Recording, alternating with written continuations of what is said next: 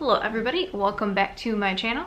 Today we are going to be talking about Cherry. So that is the new film that is coming out with the help of the Russo brothers. It is a novel that debuted in 2019 and they acquired the rights to make the film, and it is going to be coming out in theaters on February 26th and on Apple TV Plus on March 12th. So I actually, if you guys didn't know already, this is a novel that was written by Nico Walker. The story is fictional, but the part about him robbing banks and going to jail is in fact the case, and he was active in the military. So there are some points in his story where I'm sure that he could definitely relate to what is going through the main character's development and how he goes about life. So it takes place in Cleveland, Ohio, if you guys were not aware. Very Midwest. I'm from the Midwest, so I totally understand the layout and the vibe that encompasses this area. It kind of starts off with him. They never actually name Nico Walker. Actually, well, let me show you guys the cover of this book actually. So this is the cover, Cherry by Nico Walker. It's phenomenal. I got this in December, could not put it down when I found out that it was, I knew about the film, but I hadn't had the chance to read the book, and I sat down and read this, and in one afternoon couldn't stop reading it. It's that good. It starts off with the main character. Now, he doesn't actually ever identify himself or give himself a name in this novel, which is very different from anything I've ever experienced before.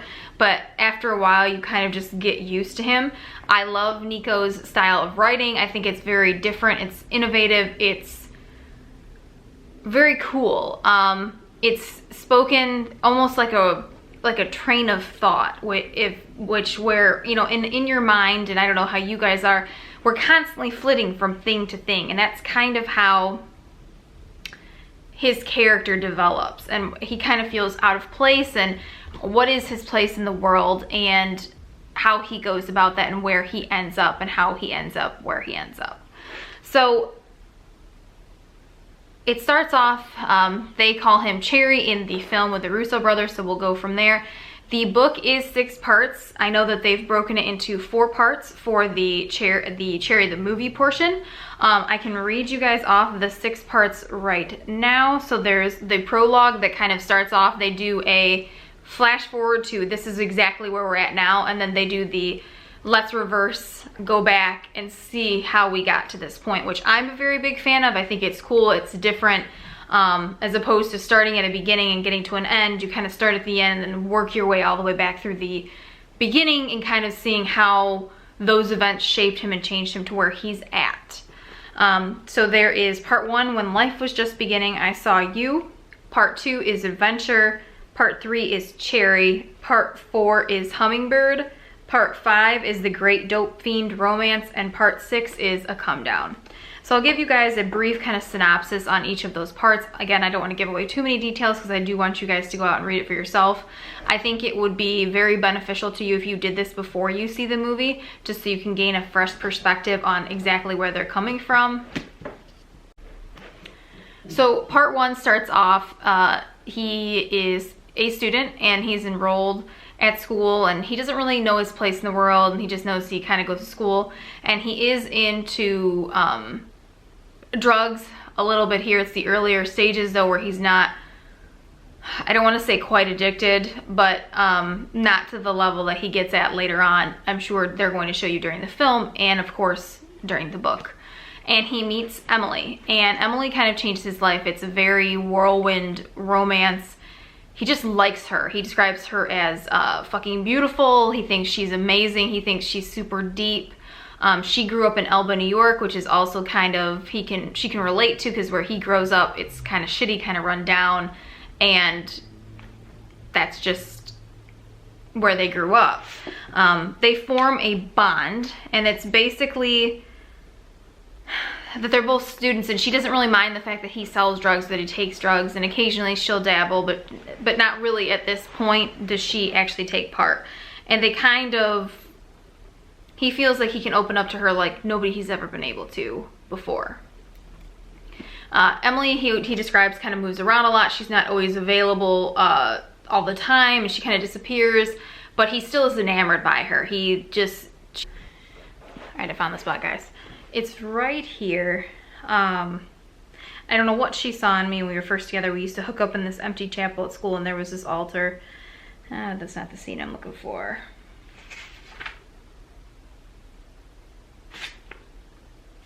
This is the line that I'm referring to. This isn't directly about him, but it does foreshadow into what happens to him as a character. I'd already seen everything that was going to happen. It was a nightmare, something like that. And she was really sweet to me. I don't think there was ever anyone who felt more compassion for weak motherfuckers.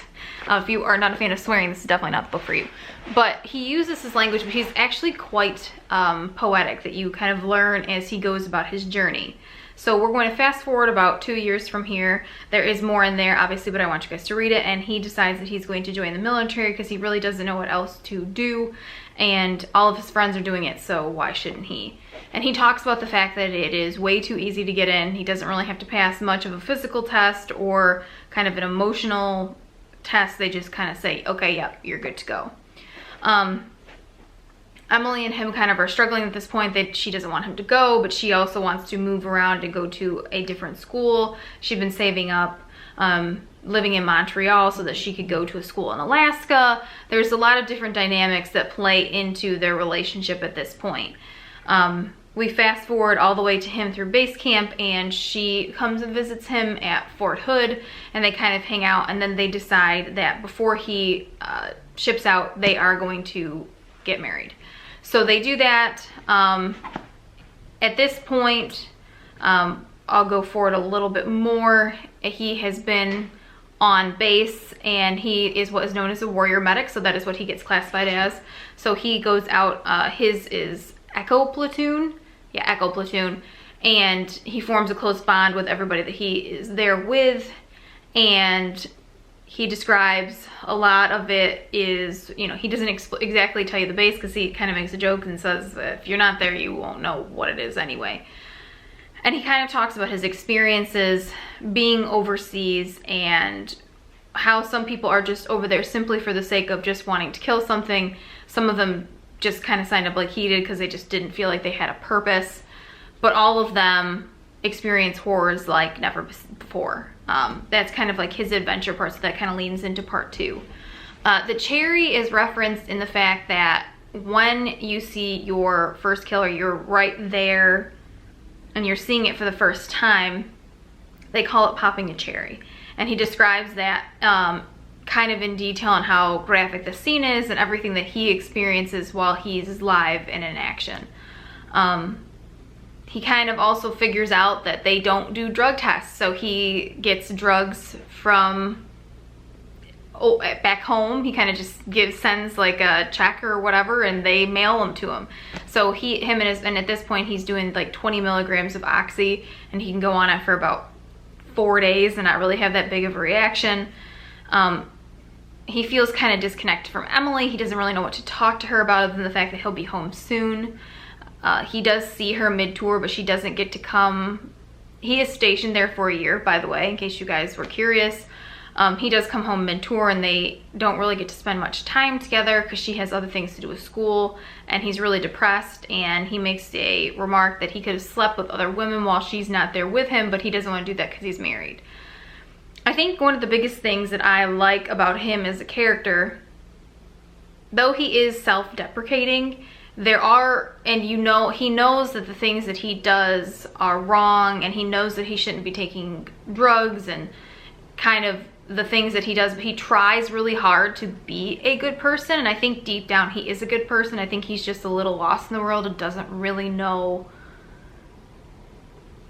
where his purpose is or what he's supposed to do with it, and he just kind of feels like he's just a nightmare, and he can just see it all going downhill. When he does get out of the army, Emily is not there waiting for him. I did see in the Cherry trailer, it looks like she's there when he comes home, but I don't want to speak for that because I haven't seen the movie obviously yet. It's not been released, so I'm not sure at what point that part is, if that's mid-tour, if that's him fully coming home. We'll just have to see how they adapt it. And when he comes home, him and Emily he's having a hard time integrating into civilian life. He talks about the fact that they've all started texting when he was gone, and he doesn't really know, and basically he feels like while he was away, Emily was cheating on him, and at one point she does admit that that's happened. He kind of struggles. He tries to join groups, and it just, nothing seems to work for him. He tries to get back into school. That doesn't seem to do anything. They do spend some time apart. The both of them, they kind of break up and go their separate ways for a while. There's other women that are in his life at this point, and at this point he's getting,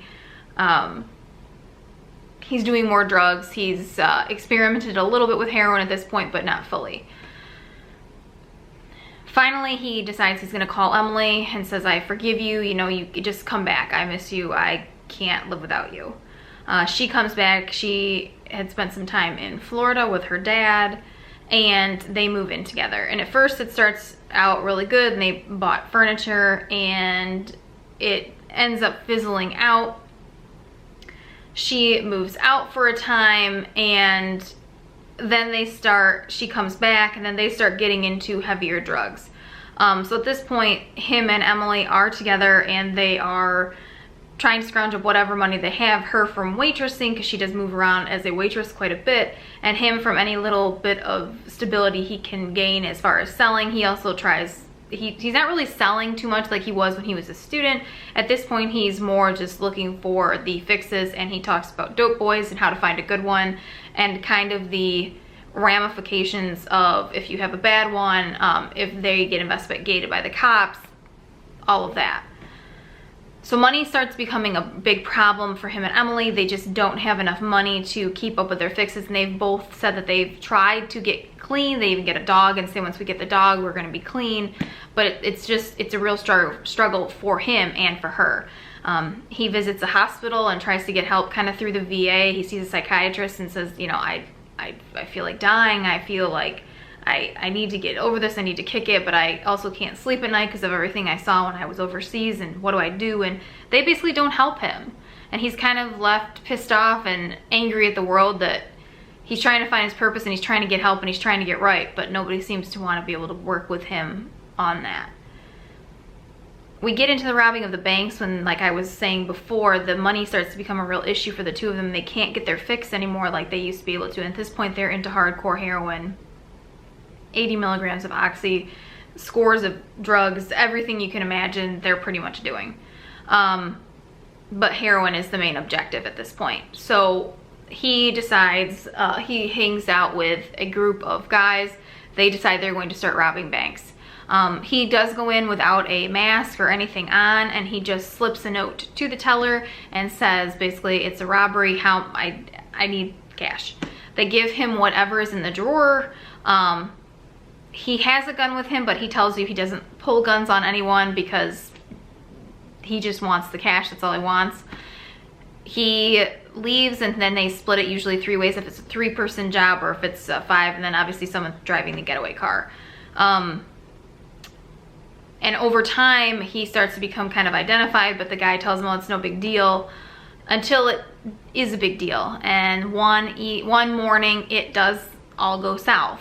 There are several instances of him, and he can hear the sirens, and the one thing that he kind of talks about is the fact that when you're leaving the scene, if you, for some reason, something's happened to your car, in which case this is where he gets caught, you never act like you act like you've got somewhere to be, or you're meeting someone. You never act like you're running away from the scene of the bank robbery, in this case, or the scene of the crime.